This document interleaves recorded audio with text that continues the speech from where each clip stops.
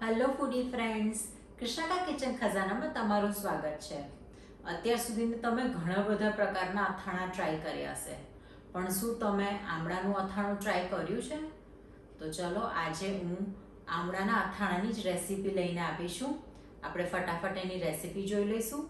જો તમને મારા વિડીયોઝ પસંદ આવતા હોય તો લાઈક કરો, શેર કરો અને સબસ્ક્રાઈબ કરો.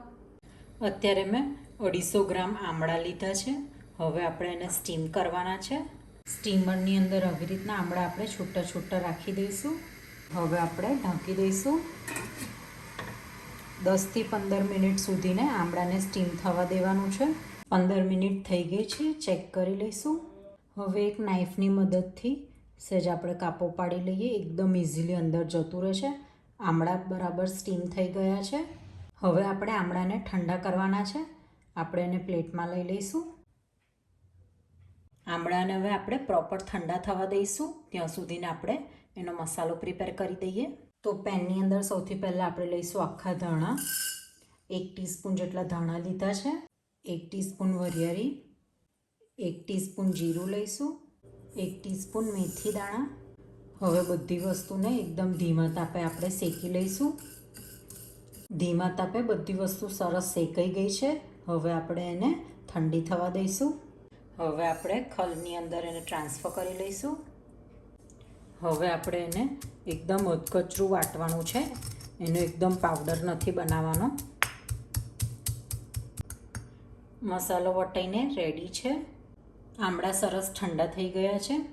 હવે આપણે એને આવી રીતના ફોલી લઈશું. સરસ જો બફાઈ જશે તો એકદમ ઇઝીલી એ ખુલી જશે. દરેક એની પેશી અલગ પડી જશે. અત્યારે તો આપણે આમળામાંથી અથાણું બનાવી રહ્યા છે, પણ જો નાના કિડ્સ માટે જો બનાવતો હોય તો આપણે આમળાનો મુરબ્બો પણ ખૂબ જ સરસ બનાવી શકીએ છીએ. તો આપણા આમળા રેડી છે. હવે આપણે એનો વઘાર કરીશું. પેનની અંદર આપણે 1 ટેબલ સ્પૂન જેટલું તેલ લઈ લઈશું. અત્યારે મેં સિંગ તેલ લીધું છે. તમે સરસિયું જો ખાતા હોય તો સરસિયા તેલની અંદર પણ અથાણું ખૂબ જ સરસ લાગે છે.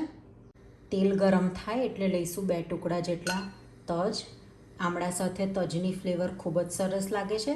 તમે કેરીનો મુરબ્બો બનાવતા હોય તો આપણે અચૂક તજ અંદર એડ કરીએ જ છે, પણ આવી રીતના જો આમળાનું અથાણું તમે બનાવશો અને તજ એડ કરશો તો એની ખૂબ જ સરસ ફ્લેવર આવે છે. 1/2 ટીસ્પૂન હળદર લઈશું. 1/2 ટીસ્પૂનથી થોડીક ઓછી હિંગ લઈશું. હવે અંદર એડ કરીશું આમળા. મિક્સ કરી લઈશું. હવે આપણે જે મસાલો બનાવ્યો હતો 1/2 ટેબલ સ્પૂન જેટલો એ અંદર મસાલો એડ કરીશું. 1 ટેબલ સ્પૂન કાશ્મીરી મરચું લઈશું. હવે બધી વસ્તુને પ્રોપર આપણે મિક્સ કરી દઈએ. આપણે જો તેલની અંદર પહેલાં બનાવેલો મસાલો એડ કરીશું તો અંદર વરિયાળી છે, અંદર જીરું છે, તો એનાથી આ જે અથાણું બનશે એ થોડુંક શ્યામ બનશે. આપણે આવી રીતના પહેલાં હળદર અને હિંગ નાખીને આમળા નાખી દેવાના, અને પછી જો લાસ્ટમાં આપણે આવી રીતના મસાલો કરીશું તો એનો કલર ખૂબ જ સરસ આવશે. હવે મસાલાની સાથે આમળાને 2 થી 5 મિનિટ સુધીને આપણે શેકવા દઈશું. હવે એડ કરીશું 1 ટીસ્પૂન જેટલું મીઠું. 1/2 કપ જેટલો દેશી ગોળ લીધો છે એ અંદર લઈ લઈશું. આવી રીતના ઢીલો જ લેવાનો, એકદમ ઇઝીલી ઓગળી જાય. હવે આપણે બધી વસ્તુને ફરીથી એક વખત હલાવી લઈશું. તમે આ અથાણામાંથી મેથીનો પાવડર જો સ્કીપ કરો અને સિંધવ મીઠું જો એડ કરો તો આ તમે ફરાળમાં પણ ઇઝીલી લઈ શકો છો. હવે આપણે આમળાના અથાણાને ઢાંકીને 10થી 15 મિનિટ સુધીને રહેવા દઈશું.